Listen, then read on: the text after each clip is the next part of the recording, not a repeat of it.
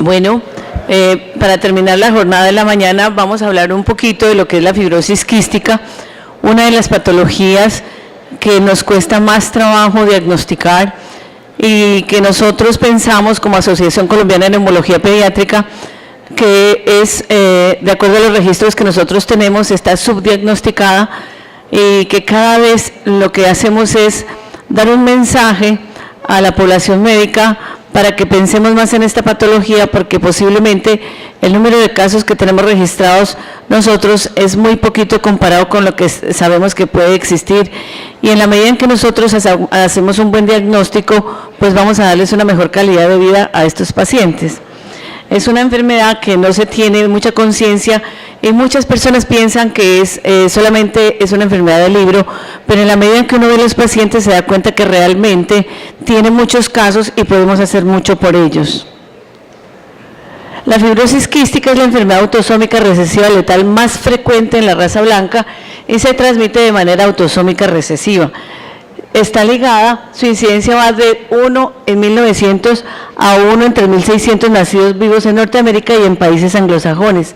En Latinoamérica, en el Brasil, la relación es de 1 en 7.500, en México 1 en 8.500, Cuba 1 en 3.862 y Buenos Aires 1 en 6.377. En Canadá, la sobrevida pasó de 22.7 años a 37 años en los últimos 10 años y hoy en día ya se tienen sobrevidas mucho mayores. ¿Por qué? Porque se ha hecho énfasis en el diagnóstico temprano y se han implementado tratamientos que han mejorado la calidad de vida de los pacientes. La enfermedad se produce por mutaciones en el gen que codifica para la proteína reguladora de conductancia de transmembrana y está ubicado en el brazo largo del cromosoma 7. Hay 1.600 mutaciones, pero la más importante en la mayoría y la que más se conoce es el delta F508, que es la que más prevalencia tiene también en nuestro medio. Es autosómica recesiva, quiere decir que si los dos padres son portadores, el 25% de los hijos pueden ser afectados, 50% son portadores y 25% son sanos.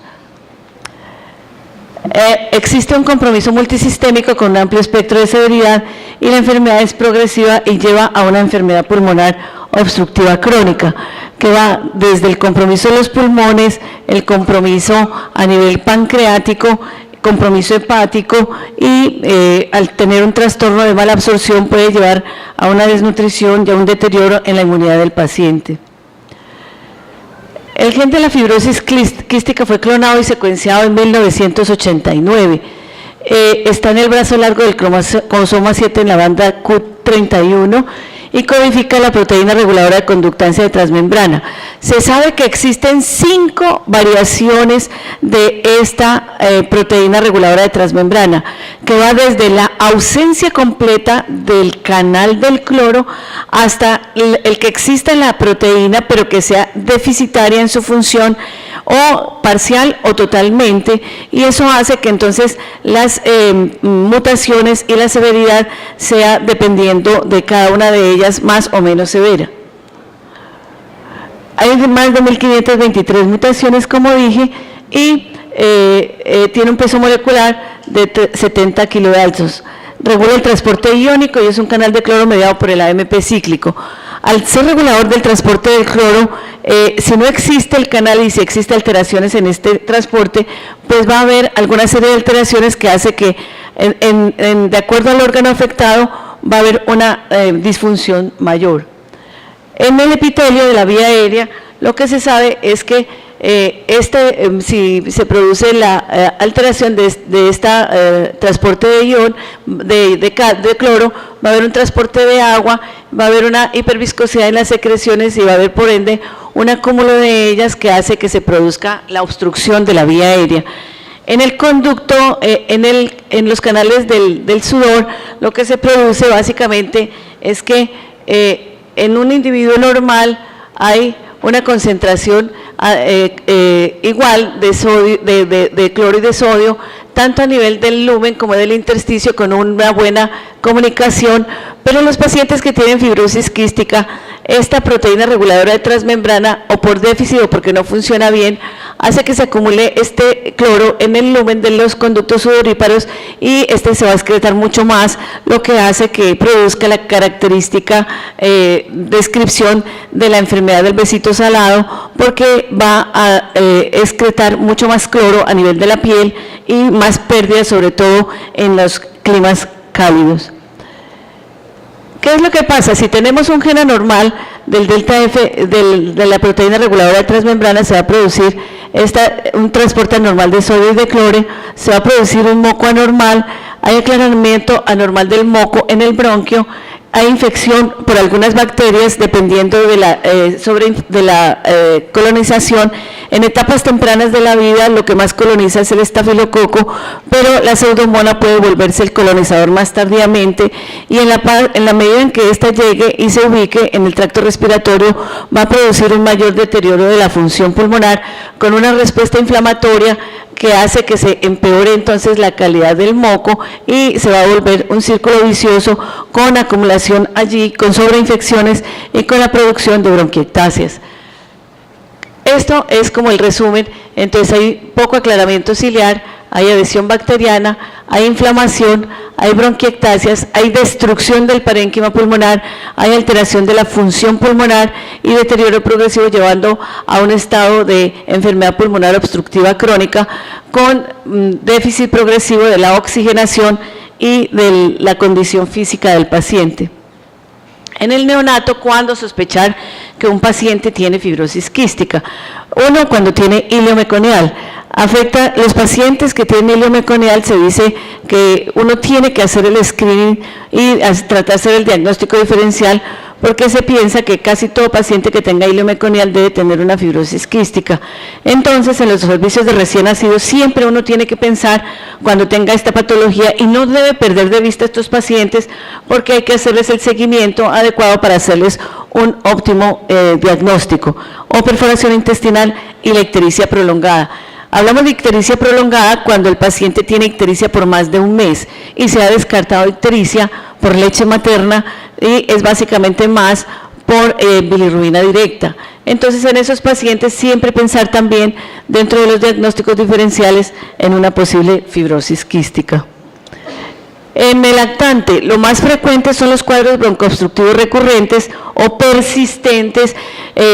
la tos crónica, la no ganancia de peso por la diarrea crónica y la esteatorrea, el aumento del apetito y el prolapso rectal. Hay niños que han llegado con varios prolapsos rectales y que les han hecho varias cirugías y no se ha pensado en el diagnóstico de fibrosis quística. Entonces, siempre pensar, pues causas de prolapso rectal no son muchas, pero una de las más frecuentes y sobre todo si es recurrente, pensar que tiene una fibrosis quística. En el mayor, la tos crónica, la sinusitis crónica, pólipos nasales, todo preescolar y escolar que tenga pólipos nasales, hay que descartarle una fibrosis quística. Los pacientes que tengan una hiponatremia no explicada también son causa de estudio de una posible fibrosis quística. Y el hipocreatismo digital. Muchas veces cuando llega el paciente a los consultorios, nosotros escasamente lo saludamos y nos limitamos a hacer algunas preguntas y un examen físico parcial, pero siempre que saludamos al paciente deberíamos revisar desde las manos y se nos pasa desapercibido y muchos niños tienen la manifestación fácil que nos puede llevar a pensar que tienen una enfermedad pulmonar crónica supurativa, y de las enfermedades supurativas la más frecuente es la fibrosis quística. En el adulto hay que pensar cuando tenga pancreatitis recurrente, el paciente con EPOC. Hoy en día ya empezamos a tener sensibilizados algunos neumólogos de adultos y han visto que pacientes que tienen o asma de difícil control o EPOC que no se puede mejorar, que no se controla, están pensando ya que puede tener fibrosis quística y están empezando a hacer diagnósticos en personas adultas. Entonces puede ser que no sea la fibrosis quística clásica, sino la que es atípica y que ha pasado desapercibida, como el asmático severo mal controlado, y por lo tanto también debemos pensar en estos diagnósticos cuando tenemos estos pacientes de difícil control. La obstrucción intestinal, las bronquiectasias y la sinusitis crónica. cuando se hace un diagnóstico tardío, ¿qué es lo que pasa? Hay una enfermedad pulmonar irreversible, hay problemas gastrointestinales con disminución del crecimiento, desnutrición, hipertensión pulmonar y fácilmente con el deterioro de la función pulmonar se vuelven oxígeno dependientes y progresivamente van evolucionando hacia la insuficiencia respiratoria, que si no se hace un trasplante pulmonar, pues fácilmente nos lleva a la muerte. Por eso, el énfasis en que hagamos el diagnóstico en etapas tempranas de la vida para mejorar la calidad de vida de estos pacientes. Hay dos formas de presentación y una es la forma clásica, donde esta proteína reguladora de transmembrana puede tener solamente un déficit parcial, hay infección completa, perdón, hay infección bacteriana crónica de la vía aérea, hay mala absorción de grasas y es característico en esos niños, la infertilidad y el test del sudor está alterado. Mientras que en la no clásica puede que no haya mala absorción, puede que los electrolitos en sudor sean normales y esos son los que nos van a causar más problema en el diagnóstico. El hecho de que un paciente tenga clínica sugestiva de fibrosis quística y que tenga unos electrolitos en sudor negativos no nos descarta la patología y hay que hacerle seguimiento adecuado, porque puede ser una manifestación no clásica y de ahí que se tenga que hacer otros exámenes diagnósticos como los estudios de genética para hacer detección de mutaciones y ver si realmente se trata de una fibrosis quística. Hay enfermedad en un solo órgano de inicio tardío de la enfermedad pulmonar como pancreatitis o ausencia de vasos deferentes, entonces hay que pensar que pudiera ser una no clásica. El diagnóstico diferencial pues va desde la injuria de la vía aérea, que es una bronquiolitis obliterante, o anomalías primarias como hipogamaglobulinemias, la inmunodeficiencia o la disquinesia ciliar, que también nos puede llevar a bronquiectasias. Entonces la importancia de que se haga una historia clínica completa y muy bien ordenada, con un interrogatorio que debe ser dirigido y muy bien hecho y completo para que se pueda hacer el diagnóstico. Hay que descartar infecciones a otros niveles, localización de las bronquiectasias y el compromiso en otros órganos. Radiografías como estas son las que nos hacen ver cómo el paciente ya está críticamente enfermo y con un deterioro de la función pulmonar por la presencia de severas bronquiectasias y sobreinfecciones, con unos pulmones exageradamente grandes y con un corazón que se podría ver como corazón en gota, porque el pulmón tan hiperinsuflado hace que el corazón se vea pequeñito. O que tiene un gran atrapamiento de aire y que tiene lesiones quísticas pequeñitas y que lo hacen pensar a uno en la presencia de bronquiectasias. Y que en la TAC vemos cómo si uno hace un excelente estudio, que lo ideal es que sea en INSI, en expiración, sobre todo en los lactantes, se puedan detectar las bronquiectasias. Si no se hace una TAC de alta resolución bien hecha, en INSI, en expiración, pasan desapercibidas las bronquiectasias. Entonces es un examen que debe hacerse por personas expertas en un centro donde tengan conciencia de lo que se está haciendo, porque muchas veces se hacen los exámenes en forma rápida y no se tiene en cuenta que esto causa unas irradiaciones muy altas. Un TAC equivale a 32 a 64 radiografías, dependiendo de la cantidad de imágenes que se tomen. Entonces, tiene que ser un examen que debe ser altamente, digamos, aprovechado y que debe ser con unos estándares de calidad muy buenos para que se tenga la mejor información. Muchas veces se hacen TAC y debe pedirse la TAC de alta resolución, no la TAC normal, sino TAC de alta resolución que disminuye la radiación. Se debe hacer siempre con medio de contraste y se debe hacer por personal idóneo, no de cualquier manera, porque además como los movimientos respiratorios de los niños son tan rápidos, puede quedar movida y fácilmente pueden pasar desapercibidos los diagnósticos que nos puedan llevar, las lesiones que nos puedan llevar a hacer los diagnósticos.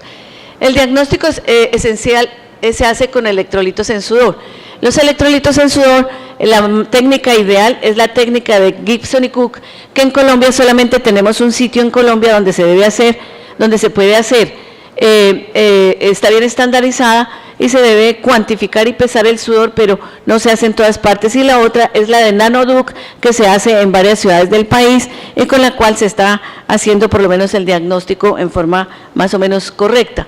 Debe ser realizado únicamente por personal con experiencia, se debe estimular la sudoración con pilocarpina, debe recogerse el sudor durante 30 minutos y como les digo, lo ideal sería la técnica de Gibson y Cook. La muestra debe tener un peso mínimo de 75 miligramos y el análisis se debe determinar bioquímicamente para hacer entonces el diagnóstico. Se deben tener mínimo 2 pruebas positivas para confirmar el diagnóstico, porque hay patologías que pueden causar falsos positivos. El paciente que esté muy deshidratado o que tenga algunas enfermedades metabólicas también pueden llevar el hipotiroidismo, las mucopolisacaridosis nos pueden llevar a falsos positivos de electrolitos en sudor, y por lo tanto hay que tener en cuenta esto.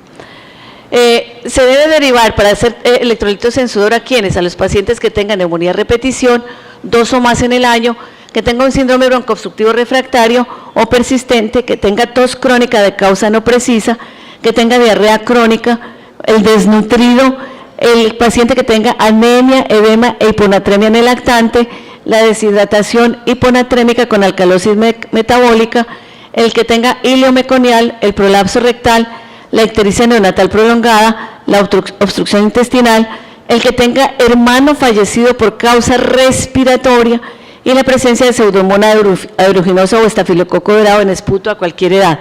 Todos estos son candidatos a que se les haga electrolitos en sudor para corroborar el diagnóstico. Los valores de referencia, tenemos entonces que el cloro, el resultado es positivo por encima de 60, que es limítrofe entre 40 y 60, y entonces hay que repetir el test, y que tiene una alta sospecha clínica. Y si se puede, se debe hacer un estudio genético, porque estos son los que pueden pasar como no clásicas y dejarse de hacer el diagnóstico. Según la técnica de conductividad, o sea, las de NanoDuc, a veces le dicen que puede tener unos valores un poco más altos, hasta 80, de 50 a 80 es limítrofe y menor de 50 es negativo.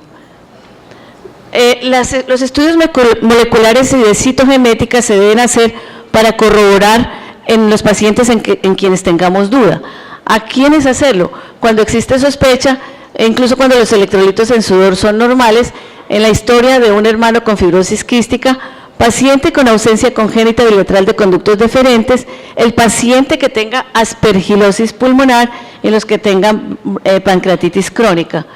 Esto es para mostrar también cómo se clasifica el grado de compromiso pulmonar de acuerdo al BEF1 y de acuerdo a la función pulmonar que ellos tengan por debajo de 40 es un compromiso muy grave.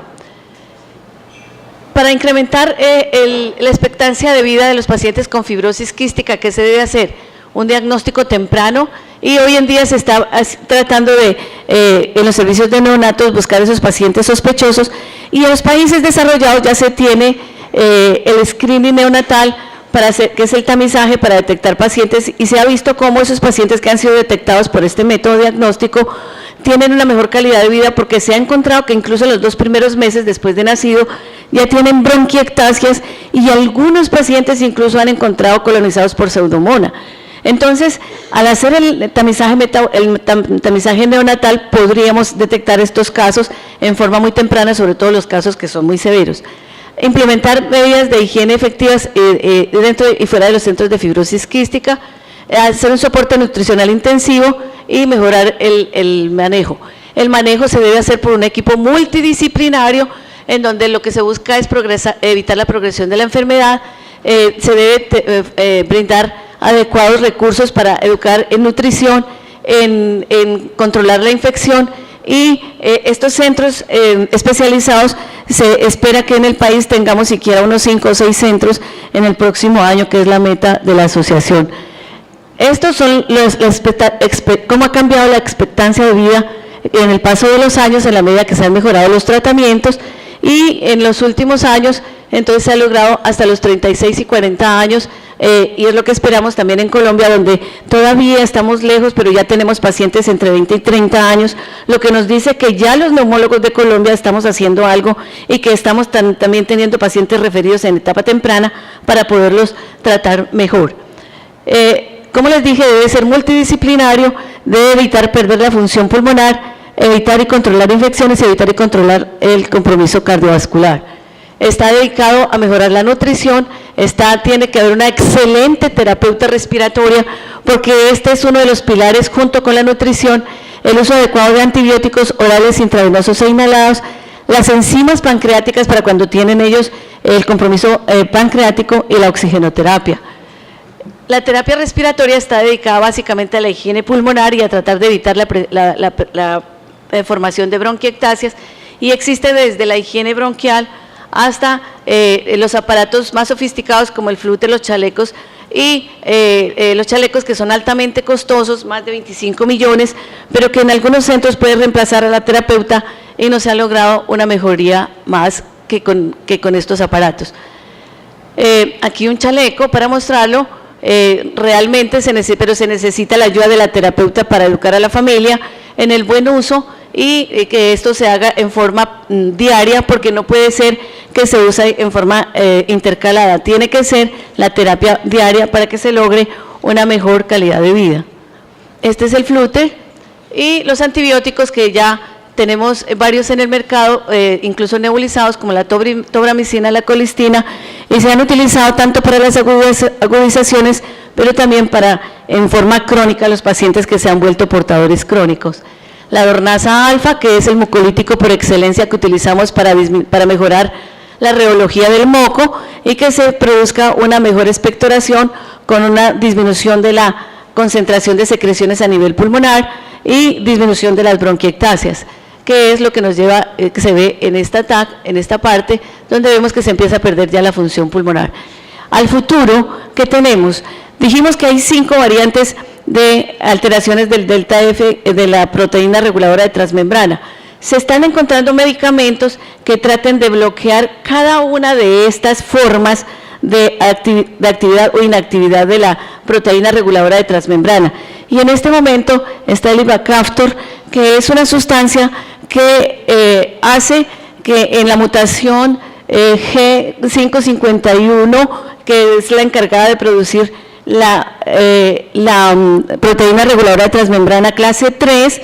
inhiba su actividad, y entonces eso hace que el transporte de cloro en las secreciones pulmonares se mejore y por lo tanto la función pulmonar no se deteriore. Y es así como, por ejemplo, tenemos aquí un paciente con bronquiectasias y que se ha sido sometido a este tratamiento y se ve que incluso las imágenes pueden regresar. Son cosas que nos esperan al futuro. Esperamos que la terapia génica nos ayude y que tratando de disminuir esto en los pacientes, bloqueando la proteína reguladora de transmembrana, se disminuye la progresión de la enfermedad para no tener que llevar tantos niños a trasplantes pulmonares. En el país hay 2 centros de trasplante pulmonar y llegar a ellos es supremamente difícil.